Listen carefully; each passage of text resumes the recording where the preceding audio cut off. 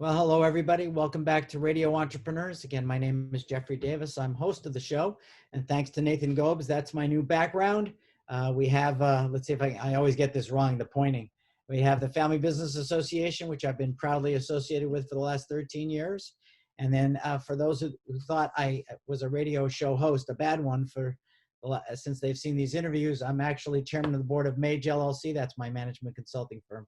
But the most important part about this interview is our returning guest, and that is reporter Hindell Grossman, owner of Grossman and Associates. And you know, when Hindell's on, I like to talk about women and leadership, and that is an ongoing topic of interest for me right now. Welcome back, Hindell. Thank you, Jeffrey. I'm very interested in that topic too. Right. I'd like to start this off with today's quote, if you don't mind. Okay. It's a gender neutral quote, I think, that leadership is the capacity to translate vision into reality. So I think the distinction between leadership and management is the vision. As management consultants, you would know that, right?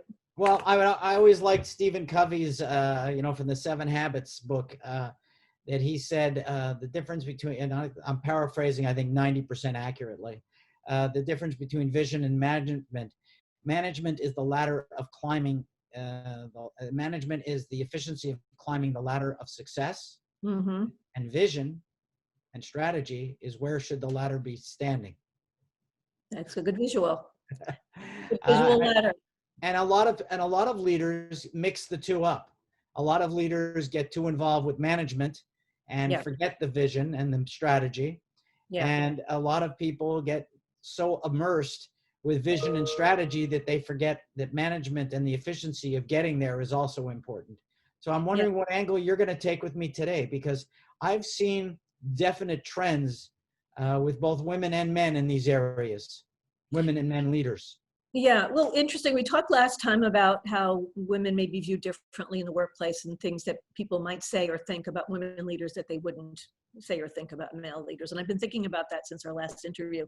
And it's so true. And I don't know really what we can do about changing that other than making that leader a better leader. So part of what would make a leader a better leader, a person a better leader potentially, I suppose, is in the engagement with the staff, the people that they're leading. And something that I've found helpful is to engage one-on-one with people.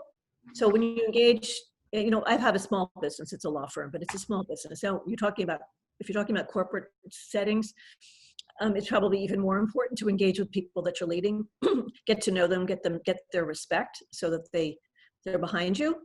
And I think doing that on a one-on-one basis, getting to know them personally, and also asking them about how they're doing in the business, what their thoughts are about the goals of the company, really engaging them in decision-making, and then taking that information and forming a vision.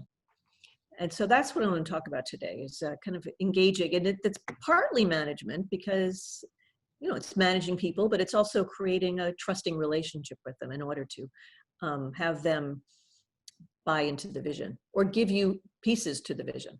Well, I can't tell you how many seminars I've done on Zoom for corporations during this pandemic to talk about what you just discussed. And that is, the utilization of people skills, emotional intelligence, some people call it, to really connect with your workforce at a deeper level and have you all connect with each other by understanding each other, but also using that for leaders to connect with the marketplace and, really create this whole giant concept of we're all together and we work together and understand each other. So I'm looking forward to your thoughts on this area.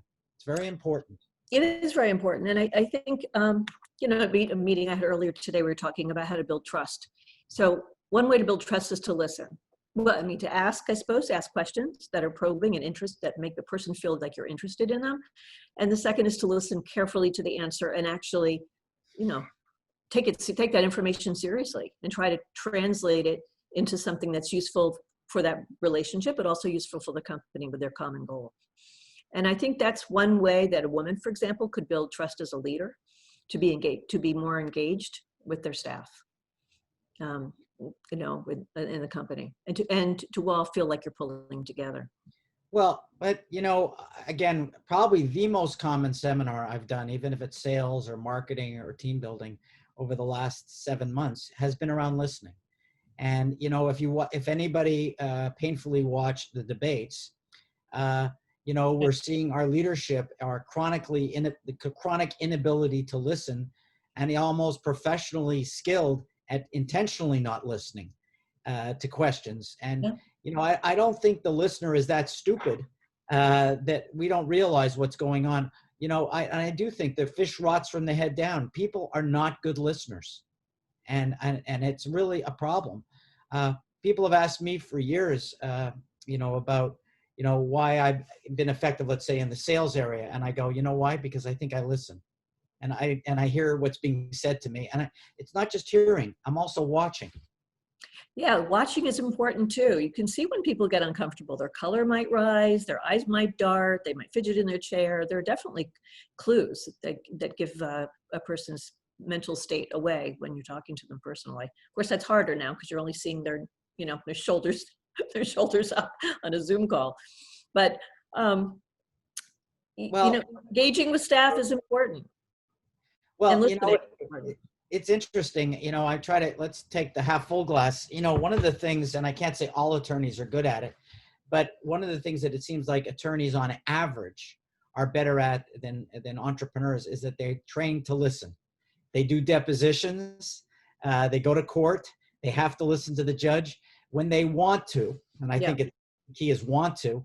When Yeah. they want to listen, they're very good at listening because they're trained to listen. And most people aren't. Well, it's not part of our training in law school to listen. I think it just comes from your own DNA. And it may be the people who are good listeners gravitate to being lawyers, and maybe that's what you're referring to.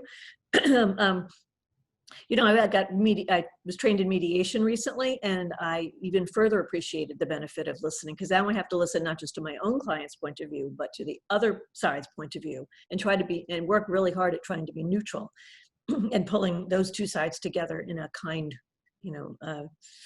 negotiation between the two, and not being an advocate, which is sometimes hard for me because I've been an advocate for one side all my life, all my professional career.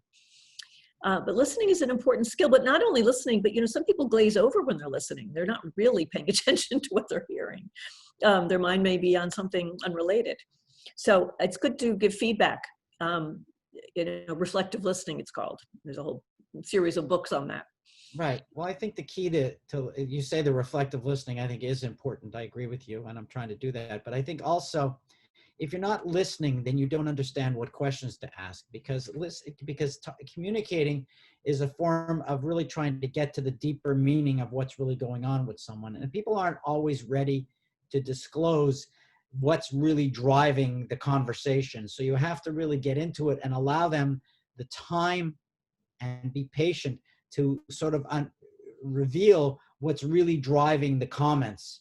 And Right. until you can really let someone reveal what's driving the comments, you truly don't understand, and you're making assumptions. So you're talking about motive. What's Yes. motivating people? What's really their thinking? But when you have that conversation and you're in a business setting, the person, there's a hierarchy. So the person who's at the higher level is asking questions maybe of the person of the lower level because they want their input. But the lower level person may be suspicious of the questions and may be thinking, why are she asking those questions? How should I answer this in a way that's not going to hurt me in the company? So you have to kind of get beyond, hope that person gets beyond the suspicion of the questions and actually can start being real and forthcoming and honest in giving the answer. And again, I think patience and time are important, because I believe that all people communicate with multiple lenses on that have been predetermined through life. Parents, authority, culture, economics, and that clouds the way they listen and communicate back to people. And you have to be patient enough to sort of see all the lenses that are changing a person's way of communicating. So I think this is a good topic. I know that, on average, the female leaders that I've worked with are more sensitive to their staff concerns than a lot of male leaders. A lot of male leaders are much more driven towards the goal with a little less regard, on average, I'm saying, on average, to really listening. And I think that is one of the qualities that women do bring to leadership that, we can all learn from each other. I think women can learn from men and men from women and, various Absolutely. other ways. I like diversity. So I do think that's important. And I think it's an important topic you brought up. And I know you're going to bring up other important topics as we talk throughout the whole year. Can you do me a favor? If someone's interested in getting hold of you and talking to you more about these things, how would they find Hindell Grossman? Well, first I'd have to spell my first name correctly, which is Hindell.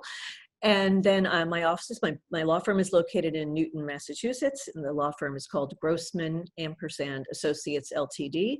If you just look up Hindell Grossman, you're likely to find me or the law firm. The phone number is 617-969-0069. That's how they'll find me, one of those ways. Thank you, I Jeffrey. appreciate you being on the show today. Remind everyone I'm Jeffrey Davis. That was Hindell Grossman of Grossman Associates. And we're going to have her back many times over the next year to talk about these topics. Thank you very much, Hindell. Thank you, Jeffrey. Have a good day. Bye-bye. You too.